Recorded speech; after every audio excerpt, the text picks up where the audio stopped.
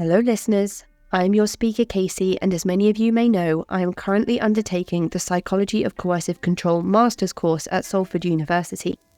I hope that this course will make me more informed and better equipped for future projects and interviews on the podcast. In the meantime, I will be releasing renewed versions of older episodes with updates from previous guests.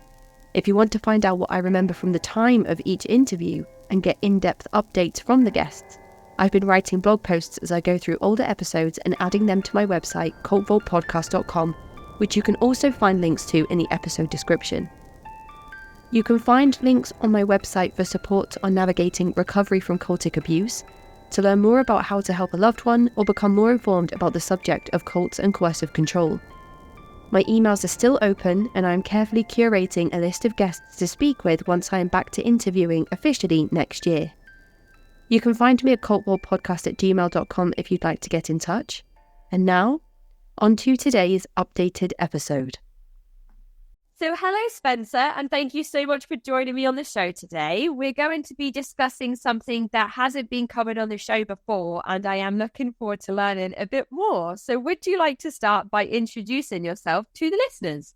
Yes. My name is Spencer Schneider. I'm really happy to be here. First of all, thank you for having me. I'm an attorney in New York, and I live in Manhattan. And I was in a secretive cult, very secretive cult, for 23 years. And I'm here to talk about it. You mentioned that you're an attorney. Have things changed in the way that you do your work since the pandemic and the virus outbreak? Yeah, like I think I mentioned, going to court now is always virtual now. Otherwise it's the same. Go to court by Zoom calls and stuff. But other than that, it's the same. People still having legal problems and, keeping me busy. Yes. I mean, has it changed any of the outcomes of any of the trials you've had, do you think, having to do them electronically instead of face-to-face? Well, we haven't had any trials yet electronically, but they've mostly been like appearances before judges and conferences and arguments. I had an appellate argument last year, and I actually find it very interesting in the sense that, when you go to court, you're, at least in America, the way it's set up is that the judge is on a bench, right? It's the same anywhere, right? And he's high up, or she's high up, and you're 12 feet away. And they're up there like a, monarch on top of you. And it's a little intimidating. In a Zoom call, they're right there, right on your computer screen, you're eye to eye, and you can see their facial expressions. And they can see yours. So it's a much more leveling process and much more intimate as well. So I found that arguments and conversations have been less heated, and there's more principled arguments, more legal arguments, as opposed to, prejudicial things and, name calling, and which happens sometimes. So I think it's for the better. And plus, okay. I can also wear a tie, a jacket, and my dungarees, and nobody knows as long as I don't stand up. Yeah, I think everybody's kind of doing the business upstairs, party downstairs, where they're still wearing their pajama bottoms all day long. Exactly. It's a great thing. Yes, and it's greener as well, not getting in your car and not traveling everywhere. It's I don't know how much people travel by car in New York or Manhattan, but not traveling in general is green, isn't it, I suppose? Yeah, no, it's better.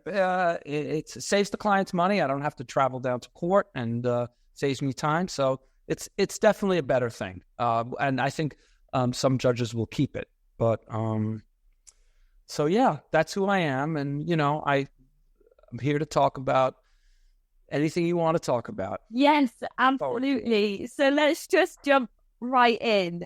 What was the name of the group that we are going to be discussing today? Okay, so the group didn't have a name. We called ourselves School, and we met at a place called the space, and we studied something called the work. And the leaders were called teachers, and we weren't allowed to even mention their names unless they were present with us. So the main leader of the group, we called her S. So that is how we all refer to it. And that is about as far as it went, because we were sworn to secrecy about the very existence of the group. The group, however, is known as the Odyssey Study Group in a more public way, because the group has been, the group's name and the group's activities have been made public. The reason they're called Odyssey Study Group is not that we called it Odyssey Study Group. It's simply the name of the corporation that the cult leaders created to funnel all of their cash. Right. Okay. So when you say that this group was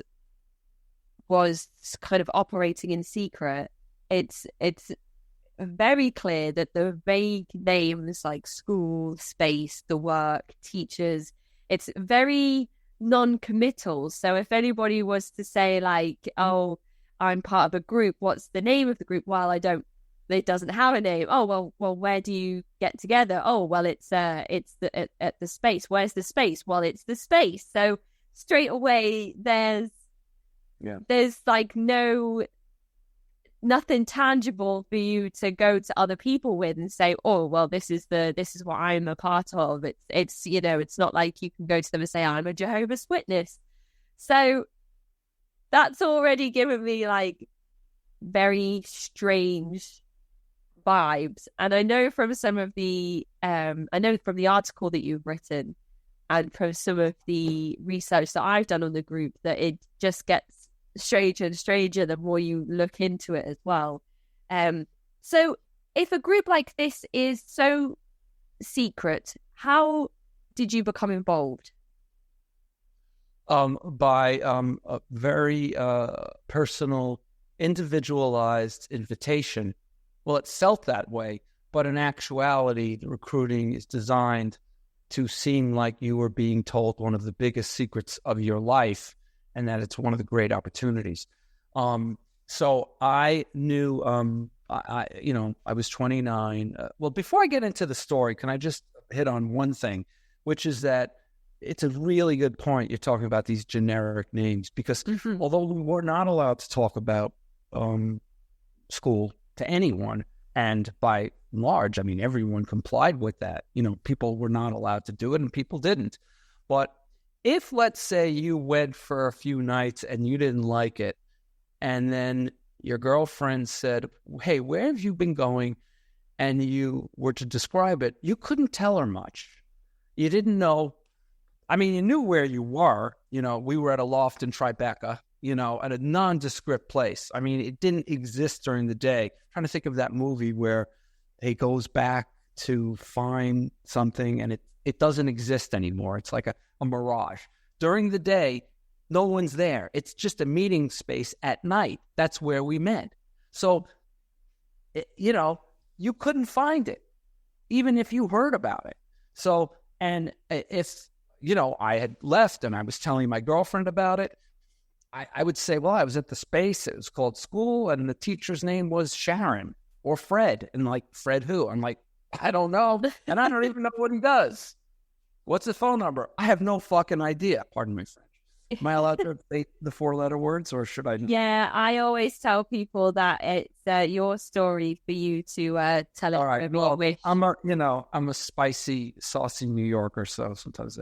All right. Anyway, so to answer your question, you were wondering if it's so secret, how did I find out about it? Well, I knew someone, and he came to me one day, and he said, "Look, I have a secret that I want to tell you, but you can't tell anybody about it. I've never told anybody about this, and it means a lot to me, and it's really important." And, he got me in to meet him at a bar in Manhattan. I was 29. It was July. of 1989. And, I was very interested to find out what he had to say. I thought he was actually about to come out to me because he made it sound like it was, something like that. So I was ready for him to spill his guts. And I didn't know him that well. So I thought it was kind of weird that he was going to tell me anything secretive. And then he said, look, I'm involved in an esoteric school, and it's very special to me. And, we are inviting people to come to experiment and check it out for a month. And I said, there's no way, Bruce, that I would ever go to anything like this because it's a cult. You're invited to a cult. And he said, no, it's not. I said, look, you're a nice guy. And I left. I got home. I felt awful because Bruce, it was so obvious it meant a lot to him, right? So I called him back. I said, Bruce, I'm really sorry. I didn't mean to call it a cult. I'll listen to you. So I met him.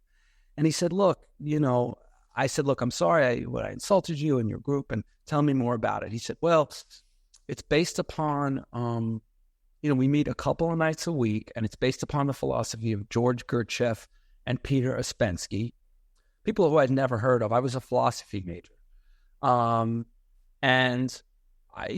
And he said, we meet a couple nights a week, and, we talk about their ideas of basically, how to evolve and become more conscious. And we have wonderful teachers, and it's based upon an esoteric system that's extremely ancient. It goes back to, the ancient Greeks, and it's based upon that theory, and it's an oral tradition, and you can't find it anywhere.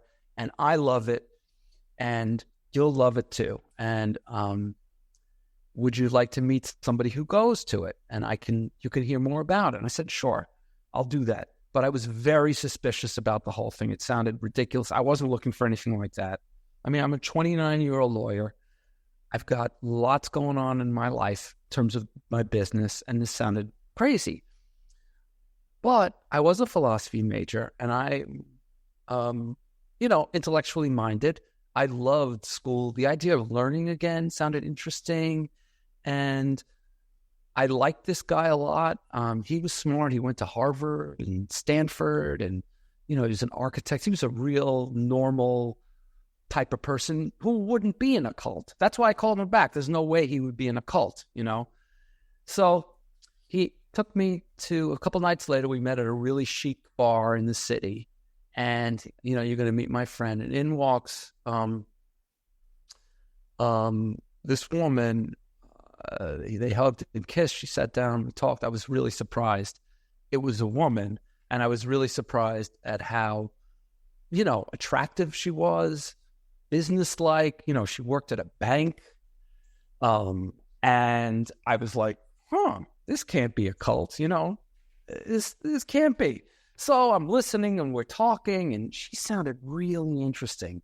Okay, so she sounded really interesting. And what was interesting about her was the attention that she was showing on me, and her interest in finding out about my life and what I wanted in my life and what I did besides being a lawyer. And they knew I was a musician, and asking questions about music and asking about what I would change in my life and what I'm hoping for. And these are questions that in New York City in 1989, people didn't really talk about.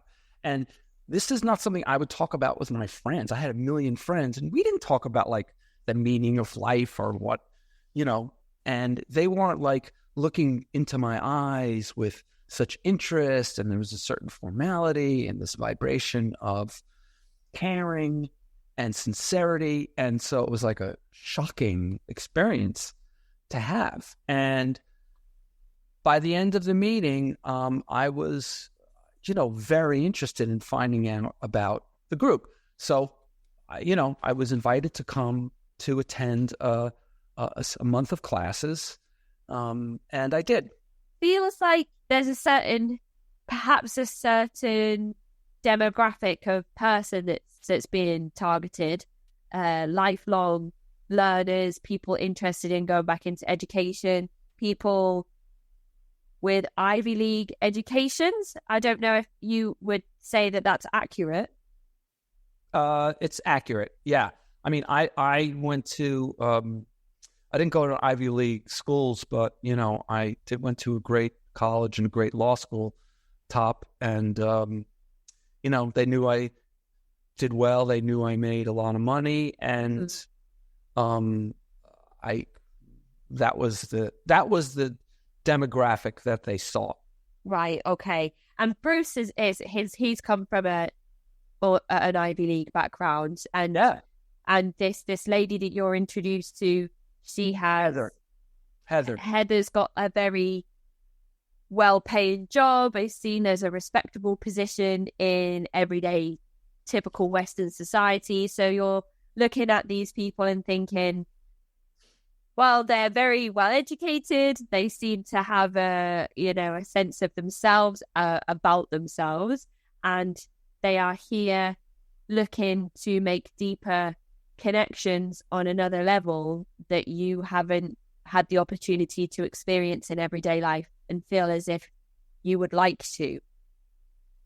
Yeah, I mean, frankly, it wasn't something I was looking for or thinking about, but when it presented itself to me by very credible people who were, frankly, just like me, it was very interesting. Like, look, if it was,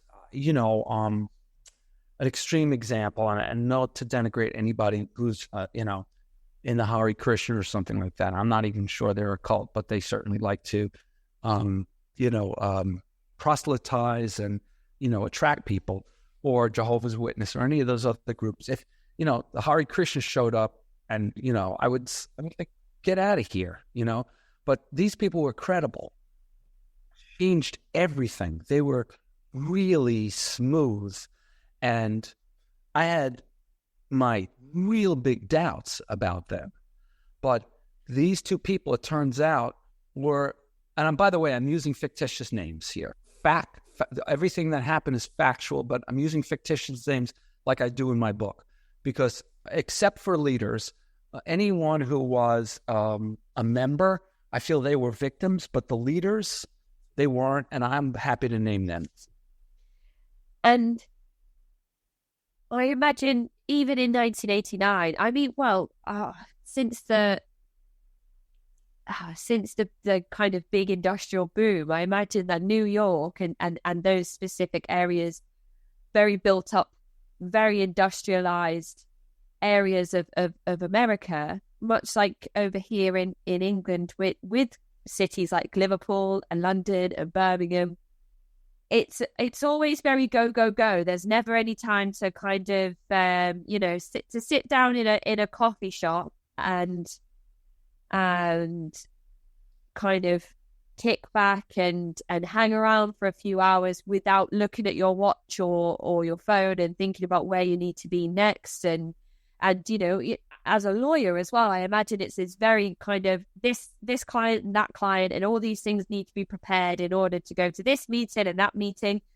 So it must be kind of almost like a welcome break from all of that stuff, having this group to go to that nobody else knows about, and it's your space, and you're being invited into this community that is about work and focus and yourself, and not so much about all of these things that need to be done and places you need to get to. And I always say that those things sound appealing to me when people say, oh yeah, we weren't allowed our phones with us, and we were just going to go live out in the wilderness for 2 weeks and get back in touch with nature. And those things sound great on paper. It's just when you get there, you're in the hands of the people in charge at that point, aren't you? If you don't know where you are and you don't have your phone with you or any way to connect with other people outside of that, even if that community is taking place, like on a Thursday night, you're still outside of typical everyday life at that point. So, whether you're on a farm hundreds of miles away from everybody or an attic conversion, meeting people in a busy street. It's kind of almost similar in the ways that it cuts you off from everything.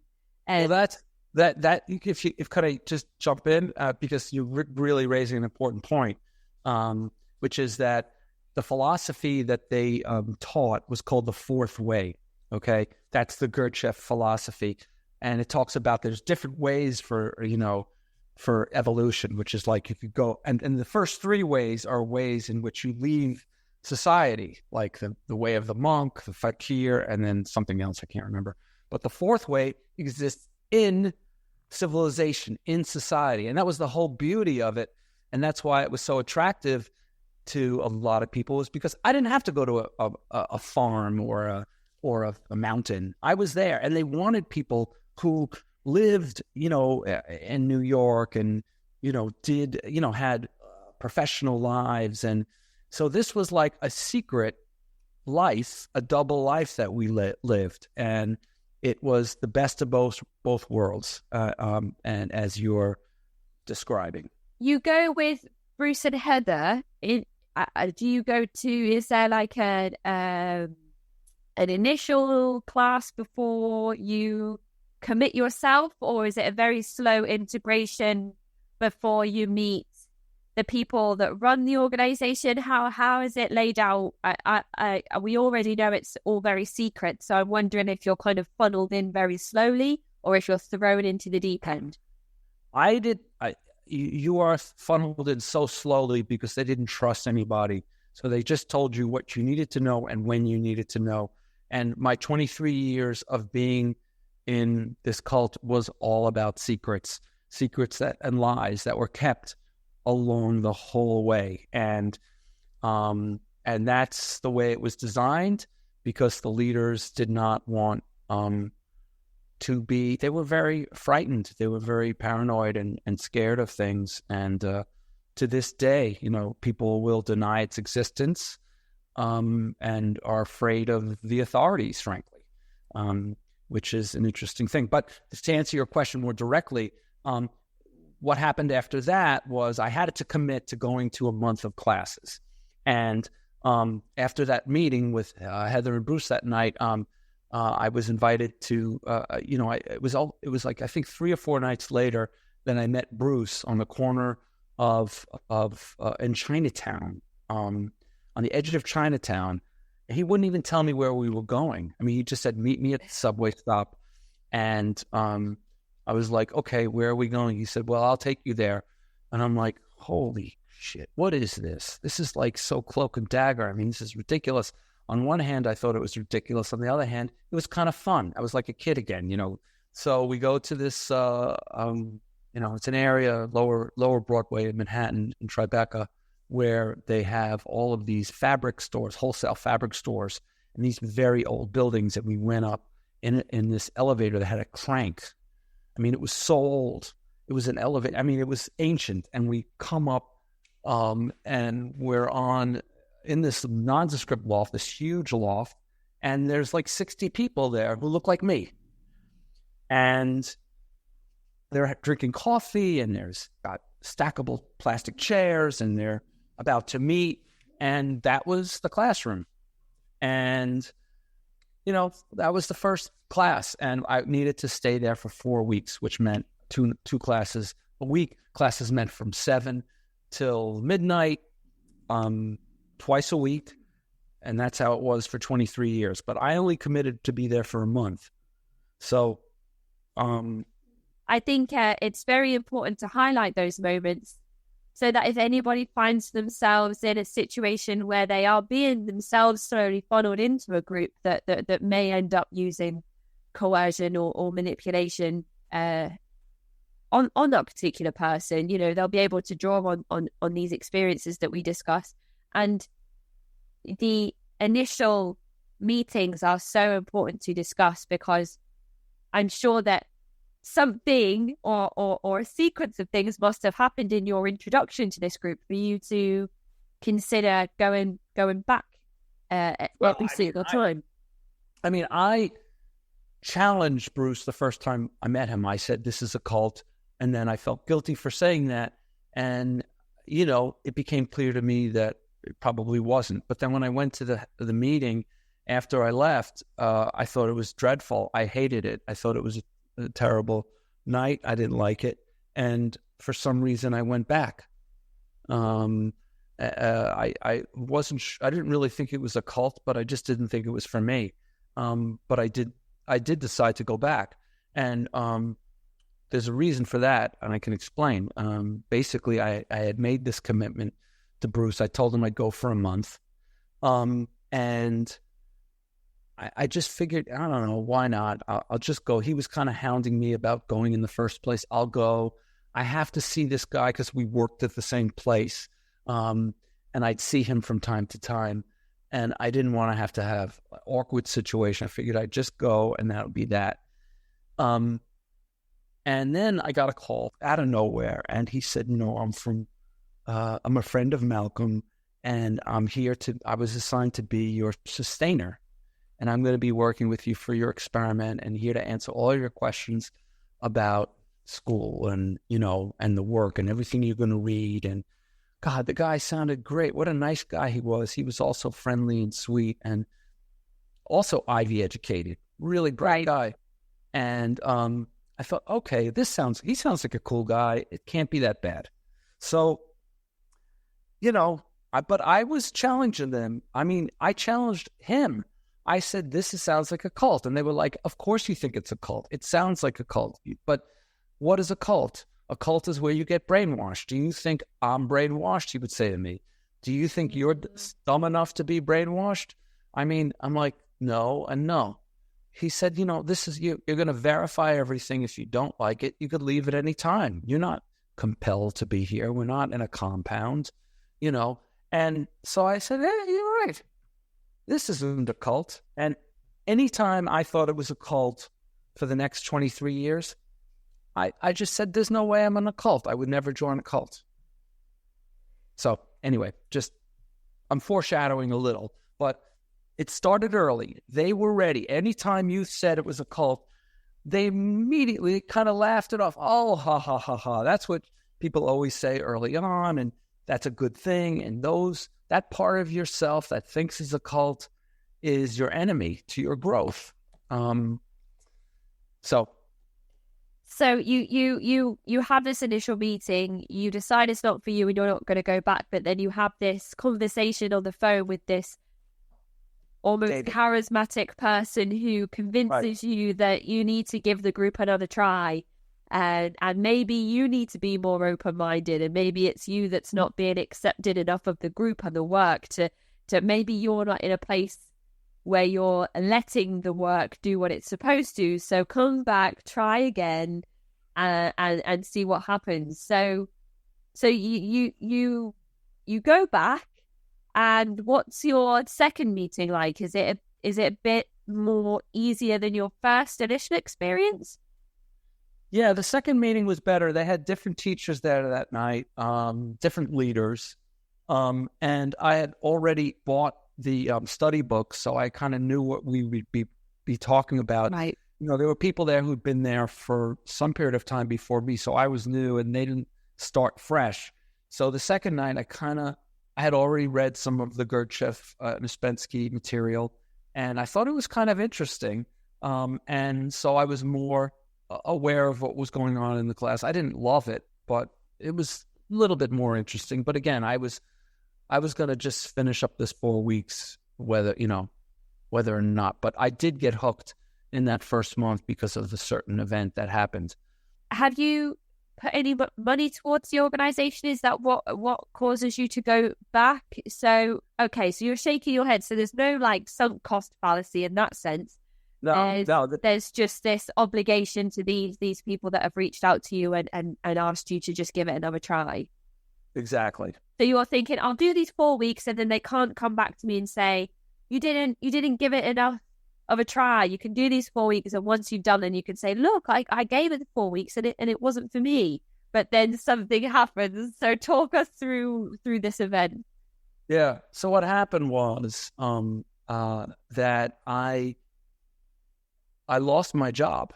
I was laid off. I was a lawyer. I still am.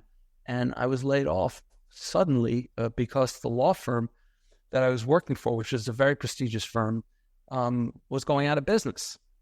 And so I was completely devastated by this and very humiliated, embarrassed. It was a terrible blow. I was only 29. And I didn't tell anybody in my family. I just went directly to class because I happened to have it that night. And I brought up what happened. And, you know, like people were practically crying for me. Like there was 60 people who were so supportive and so loving. And the teachers particularly were incredibly supportive. And I had thought, well, maybe I'll start my own practice. And I announced that in the class that night. And they couldn't have been more supportive and loving. And then started to say, well, you know, the things that we study in the work, and I'm not getting into the details, the nitty gritty of it. You know, that's a longer story here. And I get into it in the book, but they specified certain work, because we called it the work, fourth way work ideas that they said would help me in, you know, opening my new practice. Right. Okay. This went on, right. And this went on for like, it seemed like an hour of this love fest. And I there was no way if I told my best friends that they would, or at least that I thought that I would get this kind of outpouring. Although I think I'm wrong. But at least at the time, I thought, Jesus, this is great. And I connected going to these classes with my potential success as opening my new practice and opening my business. And this nexus, this connection, was something that they drilled into my head and which I gladly accepted. Mm-hmm. And it turned out to be that I had a very successful career. And I often attributed it to them. But that thing locked me in initially. And then there was more. But that really sold it for me. It's very hard.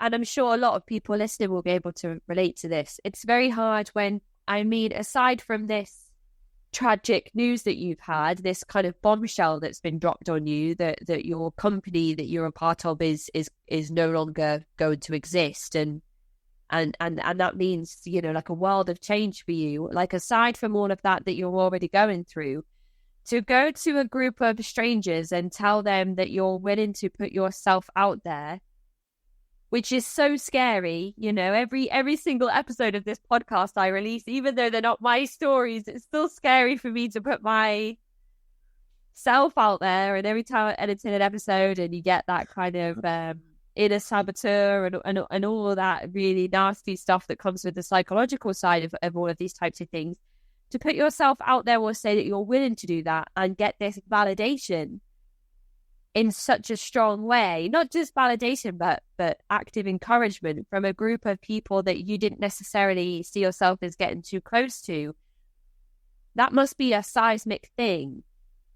Because as you said, you know, you didn't mention it to your closest family and friends. And maybe it's more difficult to do that because you feel more vulnerable with people that know you the best or the most. So to go to a group of strangers and say that may have actually been easier at the time. I'm just guessing. I don't want to speak for you, but I'm kind of just trying to get a feel for how you were in those moments. And I think it's never easy for someone to make themselves vulnerable. And when you did that and had only a positive reaction, I can see how that may have cemented your kind of future in that group at that time. It did. At least got me to go for another month. I wasn't sure how long this would last, but, you know, there were other things that I did like, that I was starting to like. I did like some of the ideas and some of the ideas that I thought would be helpful to me in my life. And the people there looked all really nice. I like kind of that it was secret. This was my little secret. Now, I should also tell you we're going to talk about other rules they had there, right? So yeah. Okay, so we'll get into that, but that's, yeah. So initially, you're going twice a week for roughly 5 hours a session. So you're dedicating 10 hours a week to the work at this time. And you go for the first 4 weeks. And what happens after that? So is it the 4 weeks is an introduction, and after that there's like a pay barrier, or you have to dedicate more time a week to sessions? How does it work for you to go from sort of the initiate to an official practicing member? Good question, and you're hitting on something that's very important. All we had to do when we wanted to stay more than a month was to pay a monthly fee. For me, it was $300. I think nowadays it's $500 a month that people need to commit to. The other asks, the other things that they wanted you to do, they heap those responsibilities. Well, responsibilities is not really a good word. The better word is obligations on you as you got more and more dependent upon them. Okay, so is it it's a flat subscription fee? It's not based on how much you earn or your circumstances at that time. It's just a flat subscription, recurring monthly payment of $300. Right. At that time they only recruited people who made a certain amount of money a year. I think in 2021 dollars, it would be like $100,000 a year. Back then it was 40,000. So I think that's about 100, close to it. So, you had to be making a certain amount it had to be that you weren't going to miss $300 a month. And I didn't. And it was a month-to-month situation. You could quit at any time. But they did, at a certain point, after a year, they made us pay 3 months in advance. Right. Okay. And they said that's to keep you on the hook. That's to keep you... They were very, clear about it. I mean, they knew that people were resistant to things. And that was part of the work that you needed to do on yourself, was to stop being resistant, because the resistance was what was keeping you down.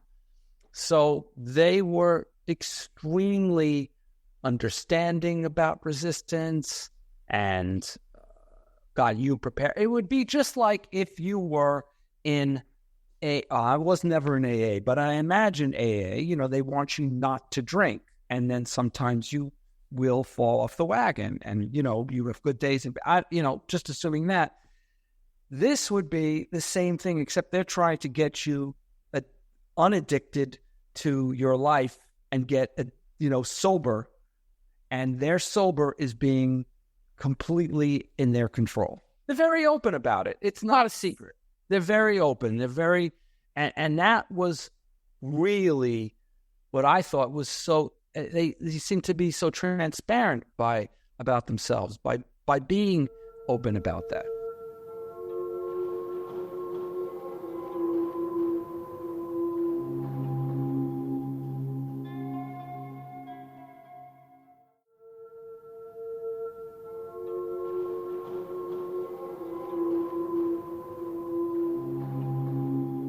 So you mentioned that you're paying a $300 a month subscription. Sometimes they would have months where they asked for a few months payment up front.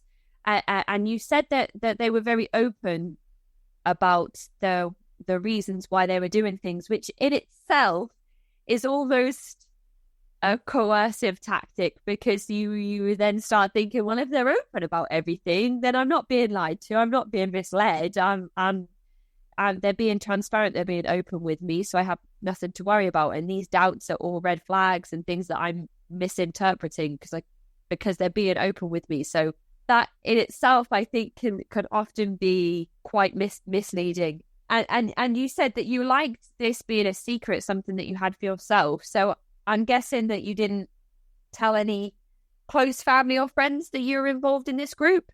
Never. I never talked about it until after I left. And that's the case for everyone who's there. Never discuss it. It's a rule. It's on day one, they give you a bunch of rules, and it's like it's like Fight Club. The first rule of Fight Club is you don't talk about Fight Club, and the second rule of Fight Club is, it's the same thing. It was the same thing. And they never explained why. I found out why later on, but they didn't explain why, and it was fine. Actually, they did. They said it's for your own benefit. They said, schools, it's an esoteric school, and an esoteric school by definition means it's hidden, and that's what we have. And talking about it also is like a leak of energy, of your own energy. Right. And, okay. It's against your interest to talk about it. And also there may come a time where you will talk about it, but you don't know what you're talking about yet because you don't really know what it is. Okay. So we one of the things we talk about is lying. And one of the things that lying is talking about things you don't know what you're talking about. And so you really, you can't talk about school because you don't know what it is. But you have to protect school, and you can't talk about it. So people were not allowed to tell their spouses. People were not allowed to tell their children, and people complied with this. It was not, obviously, there was all kinds of issues with that, but that was the rules. You didn't talk about it with anybody. It's very interesting how this particular group has a way of explaining away any genuine queries that you may have, in such a way that then leaves you kind of like, well, that makes perfect sense, so I don't need to ask any more questions about that particularly. I imagine as well that there could have been some kind of line around you can't do the work if you have like the interference of family and friends. So if they don't know about it, then they can't kind of stop you from doing the work. They never came out and said that. Some of the it wasn't actually. They did say that later on. They did say that because they did say that. I'm just thinking, of instances where, for instance, a guy would come in and say, my wife is very unhappy that I can't tell her where I'm going on Mondays and Wednesday nights. And, she's very upset. And the teachers would say, well, she just needs to learn to mind her own business. And you need to tell her that you're allowed to do what you want and it's none of her business.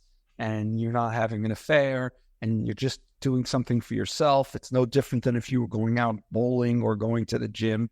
But it's private, and every man and woman is entitled to some secrecy or privacy in their life. And if she can't respect it, something's wrong with her. Right. You need to reconsider your marriage. And people would divorce their spouses before their spouses divorce them. Okay, so a lot of us versus them kind of techniques around putting the group and the work as the priority above everything else, kind of further into the group. So you've had this 4-week introduction, you're then paying this subscription. What happens for you to become so engrossed in the movement that you stay for kind of 2 decades plus? The short answer is it was a community that I joined and I became a part of. And these friends that I made there were so so strong, and they were so regulated at the same time. We were not allowed to fraternize with each other outside of class at all. We didn't speak to each other outside of class. We were only allowed to speak to each other in class. A lot of people, I didn't even know their last names, let alone where they came from or anything. Did you ever like see each other on the street and like just pretend that you didn't know each other? Exactly. We were Oh my God. told that if that happened, you needed to just not talk to each other. Right. Okay. And then, like the longer you attend, and the more you think about leaving, is there like a FOMO aspect then, like a fear of missing out because you're no longer part of this secret community with all of these people that you then consider your friends and your allies? Like, I'd be like worried about like what's going on there without me. What am I not a part of anymore? Well, you were considered an outcast. You were dead to anybody if you left. So you couldn't. They wouldn't. We were not allowed to talk to people who left. And if they contacted us, we were to report that to the teachers. So, yeah, I guess it's FOMO times two. I've talked to a lot of survivors of the group, and the ostracization is horrible when you're a subject of it. But when you're in the group, ostracizing is like your duty to do that. And so it's a very big part of cults. It's an earmark of cults, ostracizing. It's an earmark. It's like the easiest one to show for this group. Among many others, actually, there's a whole bunch, but that's an easy one. So, and you're paying this monthly flat fee, but are there any like extra courses that you can take at an extra price? Because I know like I've just covered a group, actually, the episode that I just released today, on a group called One Taste, who were kind of focused around female pleasure and orgasmic meditation, and they had all these different. They had like a payment scheme where you could just like attend more and more classes and pay more and more to kind of learn all extra things on top of what you'd already learned. So I wonder if that's similar with this group. No, they didn't do that. I mean, those are the multi-level marketing, and Nixium has those things. But no, we didn't have anything like that. It was the same flat fee throughout. But they did have other expenses that they threw on us through the years that were monthly expenses that weren't really big, but added up. I mean, they started to want us to pay for like the rent of the space, and then there turned out to be there was a ranch that the owner owned in Montana, and we were asked to contribute to pay for that upkeep. And then there were always other things that were very specific. The leader of the group, whose name is Sharon Gan, had people buy big things for her. She asked them, and they did. Everywhere from cars, boats, homes, furniture, you name it. People bought it for her. But that wasn't at the beginning. You had to be really hooked to do that. And it was considered a privilege to be able to be asked to give. And, she only asked people who could afford it. You've just mentioned Sharon's name there for the first time. And I think that if somebody was to sit down and listen to the first part of our conversation, there might be an element of skepticism that you're kind of making this whole thing up, because we can't go and corroborate anything that you've said until you bring Sharon's name into it. And then there's information on the internet on who she is.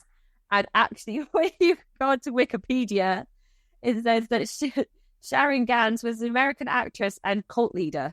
So there is information available on the internet that then people can go and corroborate the information that you've given us. But up until that point, anybody could say that they were part of a group that called themselves the school, and they studied in the space, and they did, the work. So it's so difficult up until you bring her name into it, kind of to back up all of the claims that you make. But then it's difficult to disentangle yourself from Sharon herself, who was the founder and leader of the group. So it starts to get very muddy at that point, I think. So before we focus too much on her as an individual, what were the principles and practices of the group before you're introduced to her? When you're attending and you're paying the £300 a month, are you still going twice a week for like 5 hours a session? Is that always the same? And does that change, or when are you first introduced to Sharon? So yeah, that's a good question. So we didn't meet Sharon for about a year or so that we were in the group, and it was a complete surprise when we met her. We had other teachers. One's name was Fred Mindell, and also who else? Michael Imlay and Lorraine Imlay were some of the leaders, and so we only knew them and Minerva Taylor. We only knew them for a short, for about a year. And then I think when we were deemed dependent upon the cult, that they brought in Sharon, because she was a very different kind of leader than them. She was she had a very strong presence. People would have a very strong reaction to her. They didn't want you to meet her until they were sure about your position in the group. They were sure that you were a very committed, cemented person within the community. Right. I mean, we didn't look at it that way. We looked at it like we were more advanced now, and we were ready for like the real teacher. Okay. Like it was like a promotion. But to answer your question, we only went 2 nights a week, and that was the commitment as far as classes were concerned. But there were other commitments that we had to make along the way.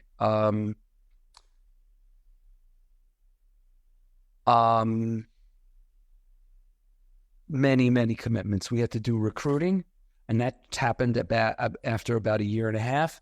We some of us went away to Montana for a couple of weeks a month every year. So is this to stay on the ranch? On her ranch, yeah. Okay.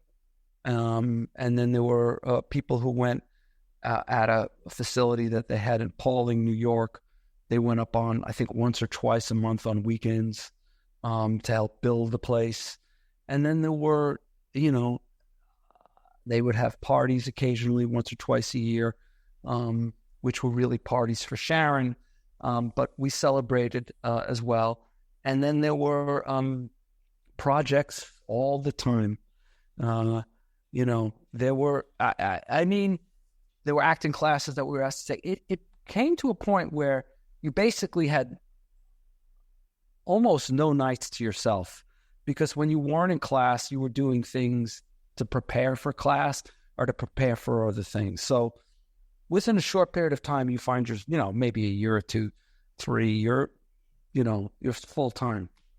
So it's like you said at the beginning, you're very slowly funneled into the core of the inner core of the group.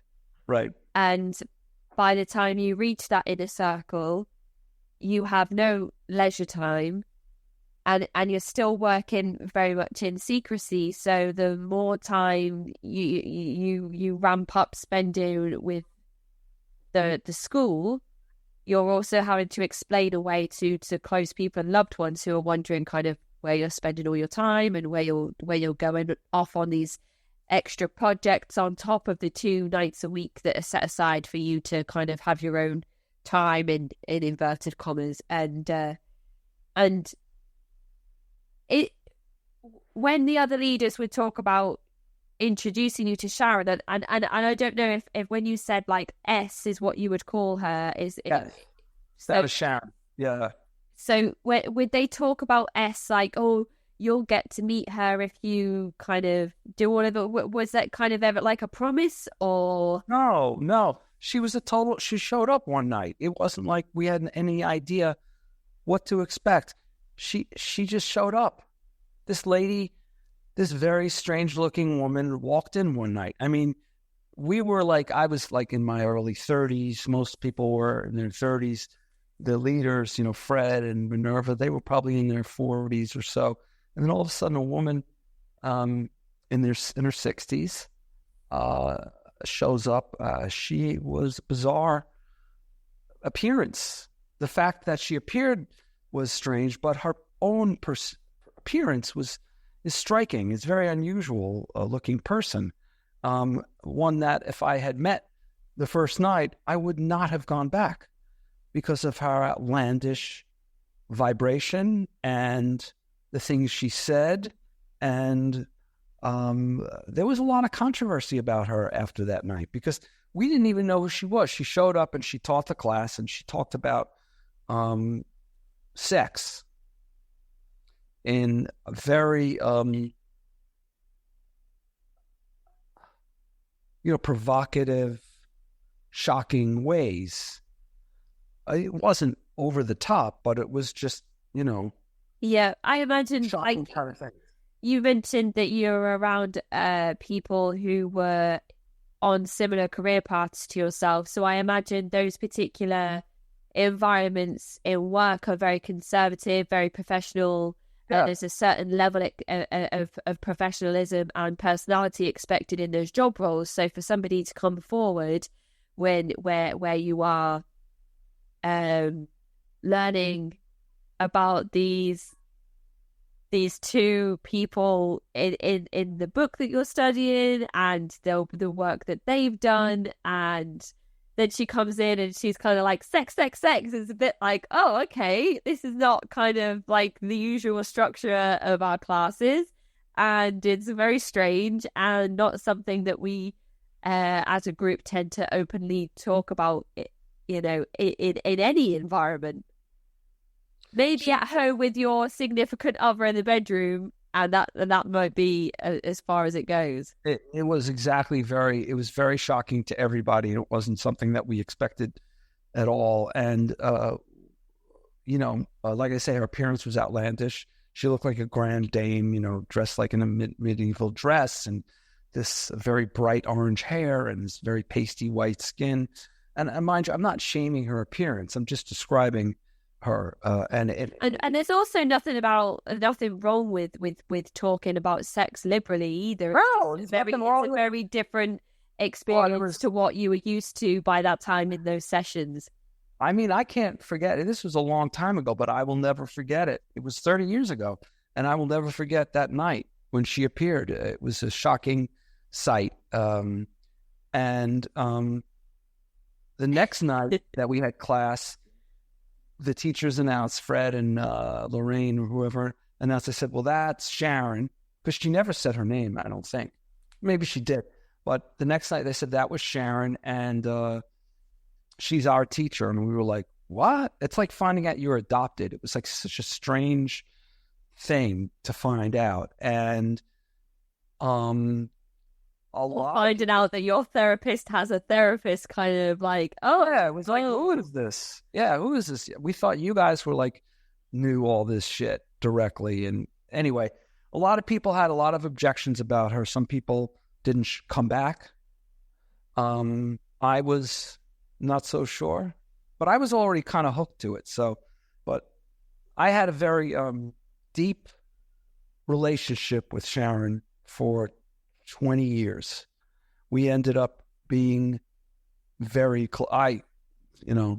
as close as you can be with a sociopath, but we were, I had a very enduring relationship with her. She let me into her life like she didn't to a lot of other people. Right. Which I don't know if it's a good thing, but it was.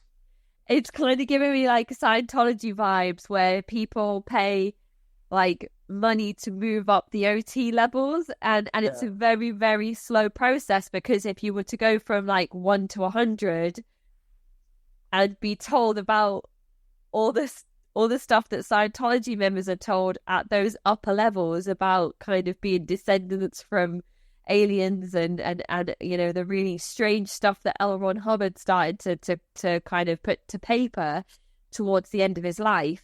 It's like people, if you read that straight away, you'd be like, no, I'm not interested, thank you very much. But because it's a very, very slow process in reaching those higher OT levels, it's explained away again in a way that makes you say, well, that makes sense because of OT level 2 and 3, and then OT level kind of 4 and 5. So I can I can get with the program here.